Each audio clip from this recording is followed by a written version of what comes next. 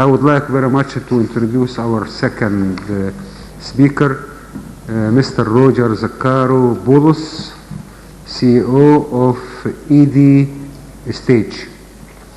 ED Stage is a consulting company specialized in textile and clothing, mainly in subcontracting, co-contracting, collectioning, distribution, retail, brands.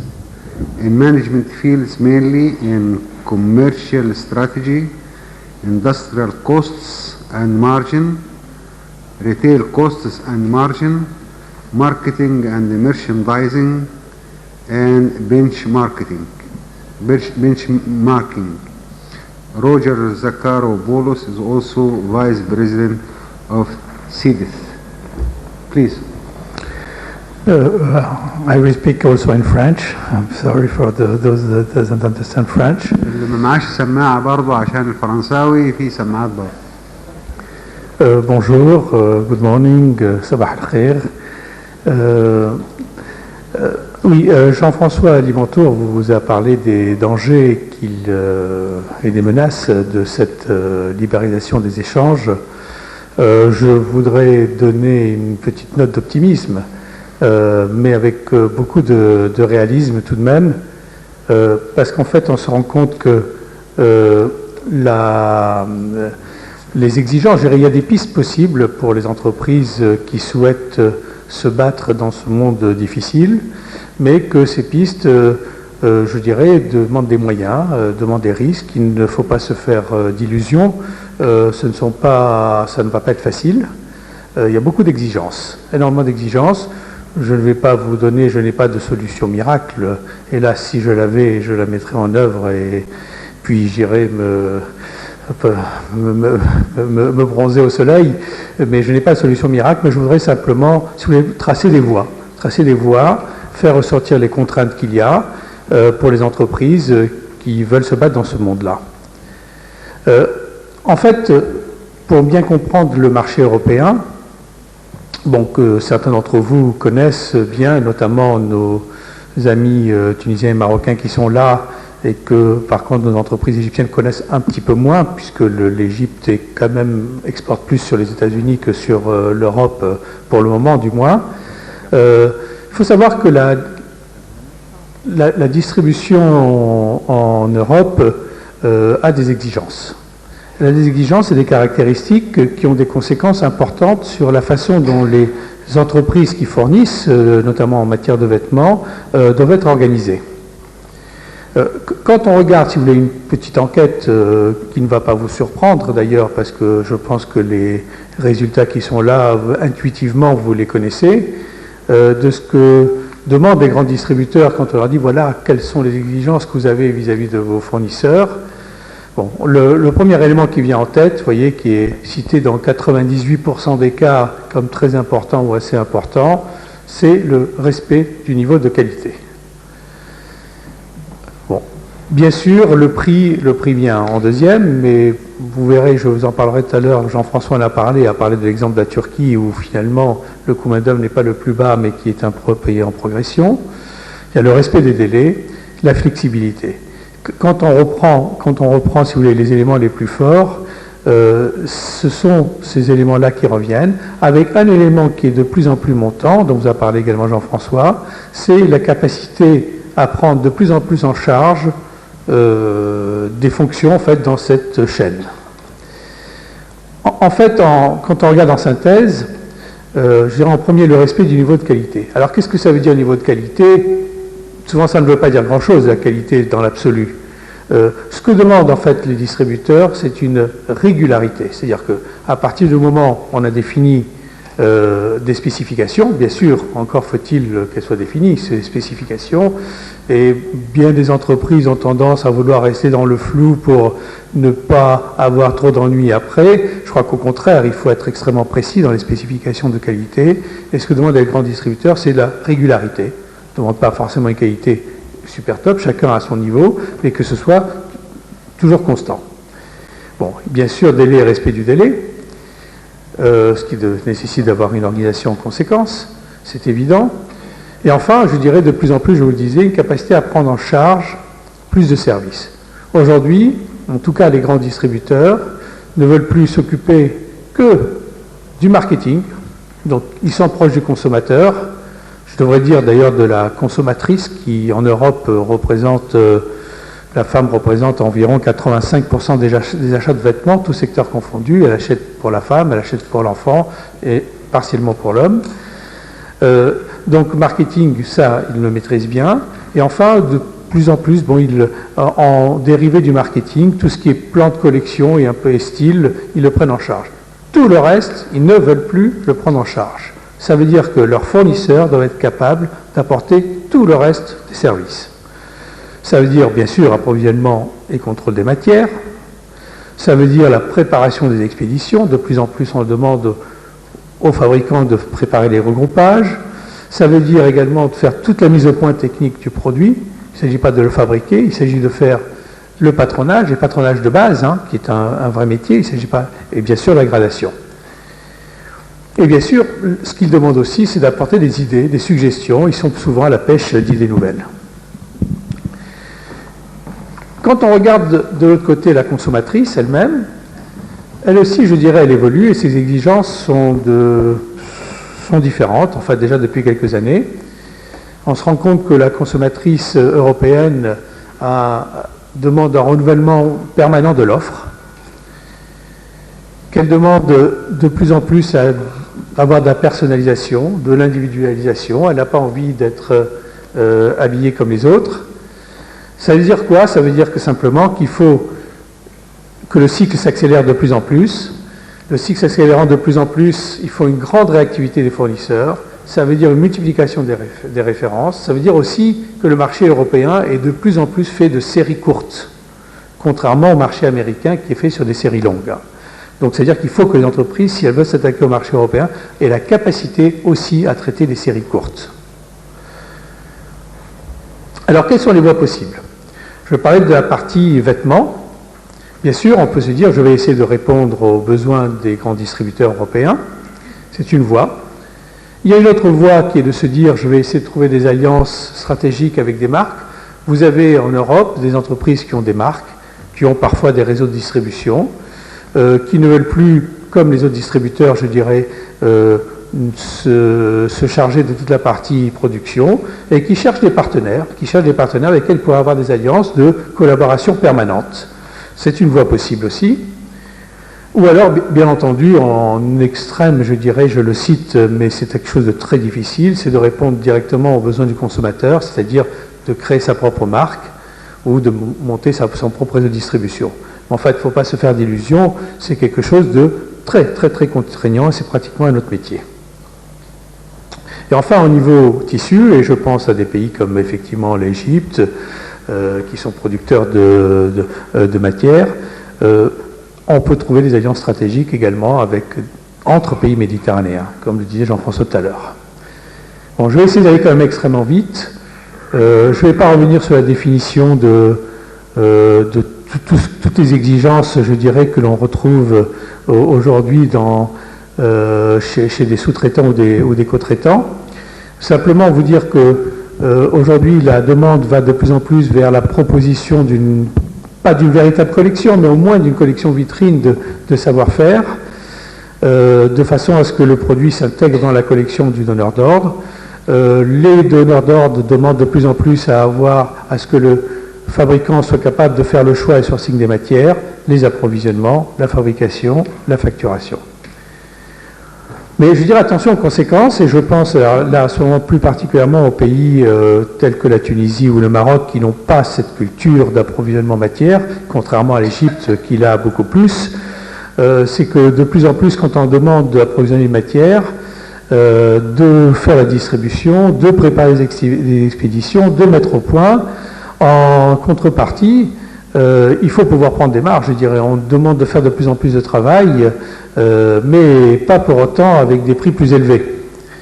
Ça veut dire qu'il faut que la compétitivité de la partie fabrication soit de plus en plus grande, de façon à pouvoir, à prix égal, malgré tout, valoriser le service que l'on apporte. Parce que s'il s'agit de prendre en charge des tas de coûts sans pouvoir les valoriser, sans pouvoir les répercuter, évidemment, on est voué à un dépôt de bilan assez rapide. Bon. Deuxième voie, je disais, partenariat entre un producteur méditerranéen et un créateur, concepteur, distributeur européen. Je vous ai cité le cas.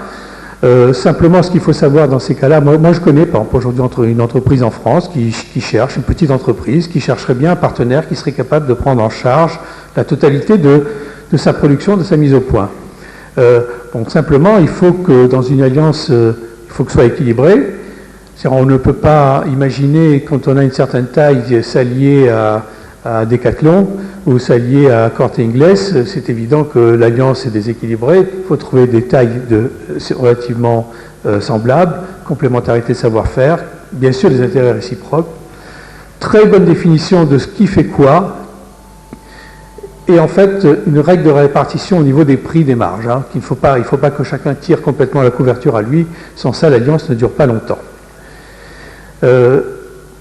Pour répondre directement aux besoins du consommateur, je ne vais pas insister, je dirais que c'est vraiment un autre métier. Je ne dis pas qu'il ne faut pas y penser, certains peuvent le faire, mais véritablement avec beaucoup de prudence et beaucoup de réflexion et beaucoup d'investissement en marketing. Alors, trouver des alliances entre pays méditerranéens, c'est aussi un élément. Alors, quelle est la problématique? C'est d'essayer de faire des offres communes à plusieurs entreprises de différents pays méditerranéens face au marché européen. Donc, c'est tout le business sud-sud qui peut exister, avec plusieurs pistes. Ça peut être les marchés extérieurs, donc complémentarité sourcing fabrication, offre commune matière-production, par exemple des matières qui viennent de Turquie, d'Algérie, d'Égypte, de Syrie, avec des fabrications qui seraient faites en Tunisie ou au Maroc. Il peut y avoir des complémentarités de savoir-faire, c'est-à-dire en offre commune de produits, pour avoir une offre homogène, parce que moi je suis plutôt un homme qui fait de la maille, l'autre est plutôt en chaîne et trame, je vais essayer de faire une offre cohérente. Ou alors même on peut imaginer de monter en commun des réseaux commerciaux sur l'Europe, des bureaux commerciaux à plusieurs. Il y a les pistes des marchés intérieurs également, c'est-à-dire d'essayer de maîtriser une distribution transméditerranéenne. Certains d'entre vous, dans les entreprises égyptiennes, ont des réseaux de distribution en Égypte. On peut s'interroger, y a-t-il moyen de développer ces réseaux de distribution sur d'autres pays méditerranéens, en accord, en partenariat avec des entreprises des autres pays, avec la problématique, comment se positionner par rapport aux grandes marques internationales, bien sûr. Il y a des pistes qui sont de développer des distributions j'ai appelé des magasins d'usines de grandes marques. Ce sont des pistes qui existent. Bon, là aussi, je dirais, pour que l'alliance fonctionne, il faut une alliance équilibrée, c'est-à-dire une alliance, comme on l'a vu tout à l'heure, au niveau taille, au niveau complémentarité de savoir-faire, des intérêts, définition des responsabilités, bien entendu, règles du jeu. Par contre, je dirais, ça a des conséquences extrêmement lourdes qu'il faut maîtriser. C'est-à-dire que lorsqu'on est co-traitant, et je pense surtout aux pays du Maghreb ici, il faut savoir faire la mise au point technique, méthode, gradation, gestion des appros, réglementation douane, etc. Quand on rentre dans une notion de produit fini avec un petit peu de création, il faut savoir maîtriser complètement le sourcing matière, il faut savoir maîtriser le patronage de base, le modélisme, chose qui n'est pas toujours le cas dans les entreprises, et bien sûr la conception de produits, concepteur-créateur, c'est un autre métier, je l'ai dit.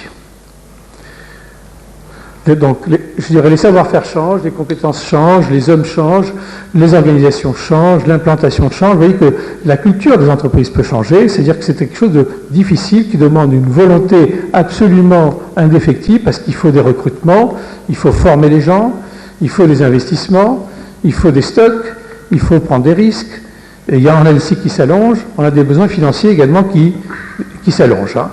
Bon, je ne vais pas revenir là-dessus parce qu'on est très en retard, donc je vais écourter la partie des structures financières, je dirais, mais il faut savoir c'est que les coûts sont multipliés, les besoins financiers sont extrêmement croissants. Mais je voudrais quand même insister sur un dernier point, c'est que n'attendez pas à grand-chose de votre environnement, battez-vous vous-même, mais sans un environnement favorable, vous aurez du mal à vous battre. Et un environnement favorable, qu'est-ce que c'est ? Je dirais pour les distributeurs ou pour tout fournisseur, c'est une filière de proximité. Filière de proximité, c'est-à-dire qu'être capable de retrouver dans la même zone ou à proximité l'ensemble des besoins. Alors, ce qui n'est pas le cas, par exemple, de pays comme la Tunisie ou le Maroc, qui est un petit peu plus le cas en Égypte, puisqu'on a presque toute la filière. Je dis presque parce qu'il manque un élément relativement important aujourd'hui par rapport au marché européen, c'est tout ce qui touche au traitement des matières à l'ennoblissement. Et aujourd'hui, vous savez que ce qui fait une des grandes recherches et la créativité en matière de vêtements est faite sur le tissu et sur le traitement des tissus. Le toucher, la dure du tissu, et ça c'est un élément quand même important qui nécessite d'être trouvé. C'est peut-être un des éléments dans la filière qui aujourd'hui en Égypte est plus faible que le reste, hein, alors que l'Égypte a tous les autres atouts. Donc on a dit fil, tissu, traitement, ennoblissement. Bon, deuxième élément, une logistique bien sûr en termes d'infrastructure, équipement de transport, que ce soit facile, régulier, fiable, réactif. La réglementation aussi. La réglementation, je dirais, il ne faut pas qu'elle soit tatillonne, il faut qu'elle soit transparente, c'est-à-dire que l'on connaisse vraiment les règles du jeu, il faut qu'elle soit stable. Vous ne verrez pas de partenariat, vous ne développerez pas de partenariat si les réglementations dans le pays changent tout le temps, personne n'aura confiance, personne ne viendra en disant « attendez, moi je ne sais pas, je ne veux pas investir ». Donc ça veut dire qu'il faut être transparent et stable au niveau douanier, au niveau des mouvements financiers, du transfert d'argent, que ce soit simple, facile, au niveau du statut des expatriés, au niveau des investissements étrangers qui sont faits dans le pays, au niveau de la fiscalité. Vous voyez qu'il y a beaucoup de choses, si vous voulez, qu'il faut au niveau des systèmes de financement aussi, je dirais, parce que là aussi, il faut avoir des systèmes bancaires qui soient souples, fiables, stables. Et je sais, pour avoir en fait discuté avec certaines entreprises dans différents pays, qu'il y a beaucoup de pays où cet environnement est très instable et qui fait que c'est difficile. Voilà en fait ce que je voulais vous dire à ce niveau-là. Il faut un accompagnement, si vous voulez, à côté, en cofinancement, en subvention, en taux bonifié, mais cela dit, d'abord comptez sur vous-même. Voilà, je vous remercie et si vous avez besoin de quoi que ce soit, vous pouvez toujours nous contacter par email.